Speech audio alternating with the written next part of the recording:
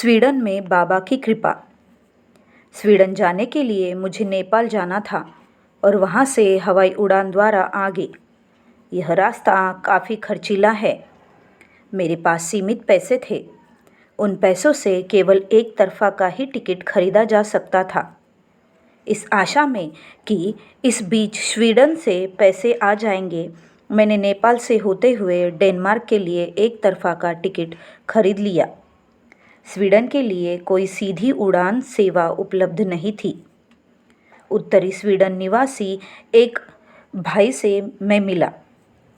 उसने वादा किया था कि मकान बेचकर कुछ पैसे दूंगा।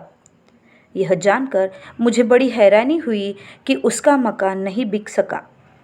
वह कई माह से ग्राहक ढूंढ रहा था, परंतु कोई ग्राहक नहीं मिला। उत्तरी स्वीडन दक्षिणी स्वीडन की अपेक्षा अधिक निर्धन है। दक्षिण स्वीडन के लोग अधिक संपन्न हैं। इस आशा में कि कोई ग्राहक मिल जाएगा, मैं कई दिनों तक वहां रुका रहा, परंतु न कोई आगे आया और न किसी ने कोई रुचि दिखाई। अब भारत लौटने के लिए मेरे पास पैसे नहीं थे। यदि मैं महीना भर के अंदर रिपोर्टिंग के लिए उपस्थित नहीं हुआ तो संस्था इस चूक के लिए दंड देगी, परंतु पैसे के अभाव के कारण मैं विवश था। इस आशा में कि कहीं से पैसों का जुगाड़ हो जाएगा, मैं प्रतीक्षा करता रहा।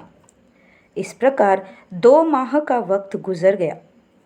भारत आने के लिए मैंने यहाँ वहाँ से पैसों का जुगाड़ किया। जब पर्याप्त पैसों का प्रबंध हो गया तो मैंने आचार्य आसिमानंद से बात करने के लिए केंद्रीय कार्यालय आनंद नगर से संपर्क किया। वहाँ से सूचना मिली कि वह यूरोप भ्रमण पर है। मैंने उन्हें ढूंढ निकाला। मालूम हुआ कि वह स्वीडन जा रहे हैं। मैंने निर्णय लिया कि स्वीडन में उनसे मिलूंगा।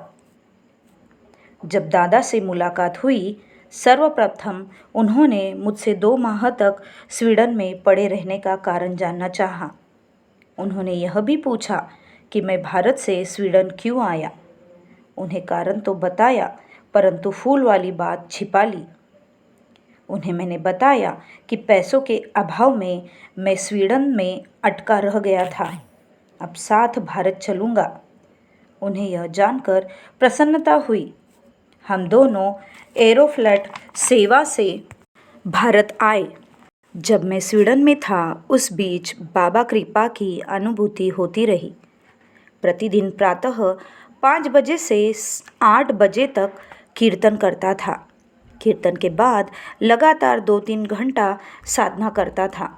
अल्पाहार के बाद पुनः साधना, कीर्तन तथा ध्यान के समय प्रतिदिन मुझे बाबा की उपस्थिति का अनुभव होता था। मानसिक स्तर पर मैं बाबा को अपने अति निकट पाता था। ऐसी अनुभूति पहली बार हो रही थी। जो मानसिक स्तर पर बाबा से जुड़े हुए हैं, उन्हें पृथ्वी की कोई भी शक्ति बाबा से अलग नहीं कर सकती।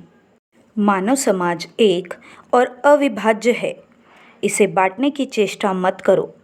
प्रत्येक प्राणी को भूमा सत्ता की अभिव्यक्ति के रूप में देखना चाहिए। बाबा।